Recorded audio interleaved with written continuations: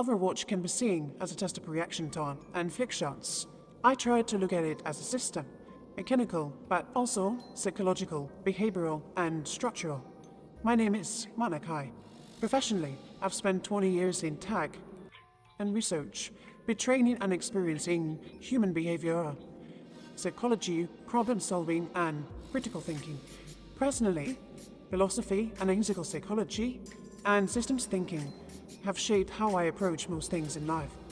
This channel is me trying to apply that lens to Overwatch and to whatever rank that takes me.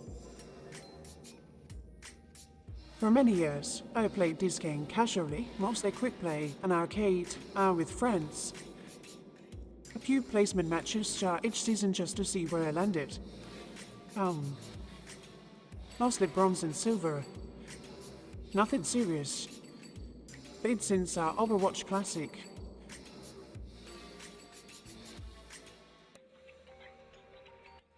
And I finally took this game seriously. I did what many players would do.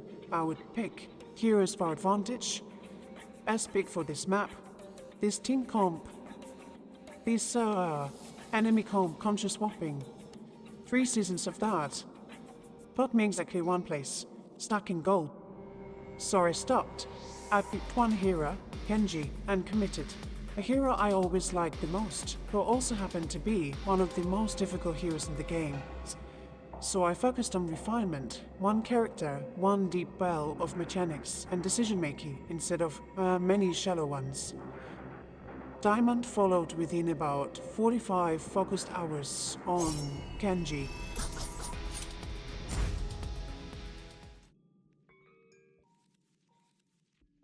This is my architecture of improvement. I created these data tables with relations and Notion to track my progress and my win rates, my stats. And I do that selectively, do that for main accounts and for matches that matter. So if there's a bunch of people disconnect, there are people throwing, etc., I do not track those matches. This is my matches table. I've got here things at glance that are important for me. The result of the match, a hero picks, quality of my play, my rank, season, date, map, things like that. In the detailed view, I've got more things here. I've got, if I staged my engagement, my first death in this match, a number of unfair eliminations that are the thing that I pursue. And my energy level, SR change, win condition, things like that, notes. These are the formulas that I use to track win rate. I do not always fill in all of these, but it's helpful to keep them in mind. You can see my progress here. I drop from diamond a few times and plant back. I've got another data table for maps specifically that are tied to the matches as well, so I can actually track my win rates across the maps. So Busan, for example, is my highest performing map with 71% win rate, and got a New Queen Street and Circuit Royale of these maps, the lowest performing ones. I can actually even go more granular into these and see my win rate per map tied to a specific hero as well. I can filter that out so I can see, maybe on Busan, my Genji win rate is the highest, and maybe, Soldier is the lowest. I've got also another data table. It's not linked to other data tables, but it's for my board analysis. I used to do them daily, then I switched to weekly, then I think now it's like monthly. So at a glance you can see a map, my rank, score. This is your own score. Should be something like this, I think. And stats per 10 minutes. I think those are the most important ones. Eliminations, death, damage, final blows, ultimate, things like that. And in the detailed view you can see I note the good things in this match. I've got also my team, my enemy comp. The good things, the bad things, some additional notes, a short summary of this specific match, and I've got also a detailed analysis that is synthesized by AI. Before Overwatch, dueling was where I took things more seriously. 7 years running at Jedi Academy clan, I built the site, the forum, the lore, the roleplay elements. We had our own servers to play in. I coached teammates for free and strangers for Molly. I held top 1 to top 3 on some of the duel scoreboards for long stretches. We also won tournaments, and personally also won individual tournaments. Less seriously, I played fighting games in War of the Roses and War of the Vikings, which are more like sword fighting games. The latter are team games, technically, but the ones that where individual contribution weighs more heavily than in Overwatch. Casually, alongside all that, I also play deathmatch shooters such as Unreal Tournament, Break, and some of the arena maps in Counter-Strike. I think they're called FY_. More seriously than the shooters, but nowhere near that Jedi Academy, I played mobile.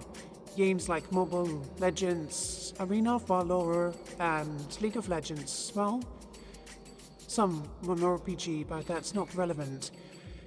A career solid that had a common thread, I think, was that individual skill, a mechanical skill, closing most of the gap. Overwatch doesn't walk their way. The gap in a fight can come from a map, from composition, from team synergy, tracking cooldowns, tracking ultimates, teammates. Teamwork matters much more so in Overwatch. Not just learning to aim or dueling, as well as duels are not really fair in Overwatch. Let's say Moira has an unfair advantage over Genji in 1v1. Learning to operate inside a system that isn't built to hand a duelist a fair fight is something that is of a challenge for me.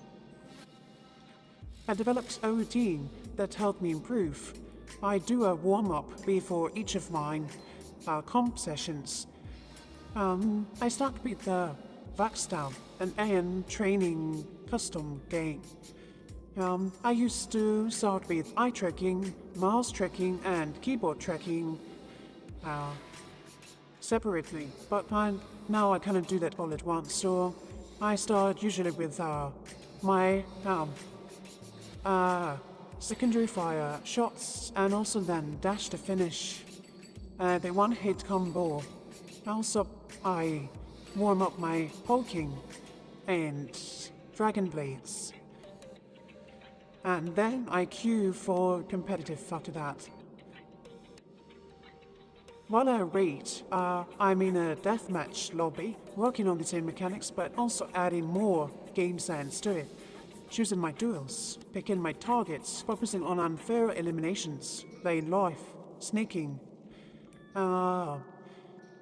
playing rounds, halfbacks of angles, even going on deep flanks sometimes if possible in a deathmatch.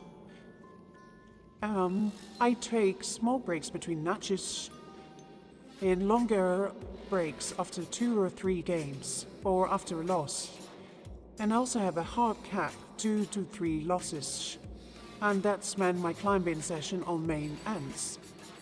I've also gotten alt accounts for lower stakes practice and some 6v6 away from the pressure of the main climb.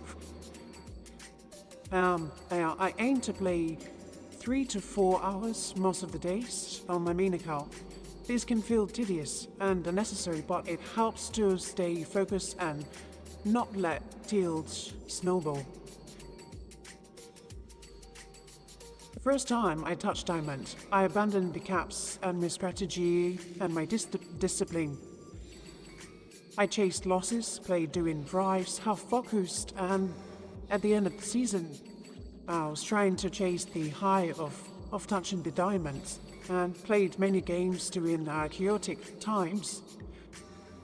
I had a losing trend and dropped one full tier from Diamond 4 back to Platinum 4 before I stopped and rebuilt the routine. This is the risk that I tried to mitigate. This is the footage of me in one of those chaotic games. Well, I overextended, I ego-dueled, I did not pay attention to the team, and I got severely punished for that. And now I'm slipping on the ground. And now I'm flying in the sky across the map. Like a ragdoll. Never again. I'm on my way. This is a journey. I'm not in top 500s. I'm still dropping out of diamond and climbing back in. I am not talented. I'm not gifted. I do not have meaningful and transferable skill and experience from shooter games. I'm not a past loner. I am not young. There are a number of really gifted people and champions in top 500 with explosive growth and transferable skills from other games. Some of them stream or coach or advice. I'm not that. If that's more useful to you than watching someone who's already good at this.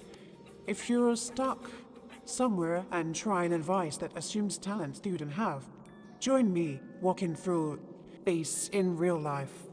I'll keep logging it in.